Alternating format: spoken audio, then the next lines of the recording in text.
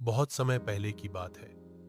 एक गांव के पास के जंगल में एक चालाक और मेहनती बंदर रहता था।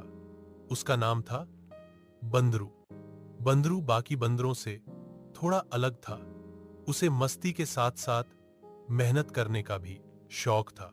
एक दिन वह गांव के खेतों की ओर गया, जहां किसान धान की रोपाई कर रहे थे। वह बड़े ध्यान से देखता रहा कि कैसे किसान पहले क्यारियां बनाते हैं, फिर पानी भरते हैं और फिर एक एक करके धान की नन्ही पौधों को रोपते हैं।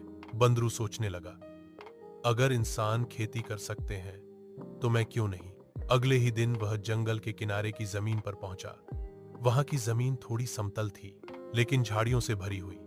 बंदरू ने अपने नुकीले दांतों और मजबूत हाथों से झाड़ियां साफ की, फिर पास की नदी से केले के पत्तों की नाव बनाकर पानी लाया और जमीन में भर दिया। इसके बाद वह गांव से कुछ गिरी हुई धान की नन्ही पौधियां चुपचाप ले आया, किसी का नुकसान किए बिना।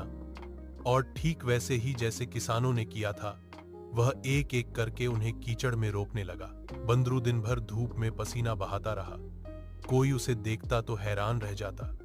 एक बंदर, और वो भी किसान, धीरे धीरे उसके खेत में हरे हरे पौधे लहराने लगे। पक्षी आते, चहचहाते, लेकिन बंदरू उन्हें भी प्यार से भगाता।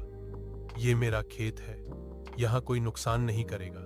गांव के लोग जब यह सब देखे तो पहले तो हंसे बंदर और खेती, लेकिन फिर उन्होंने देखा कि बंदरू कितनी लगन से काम करता है।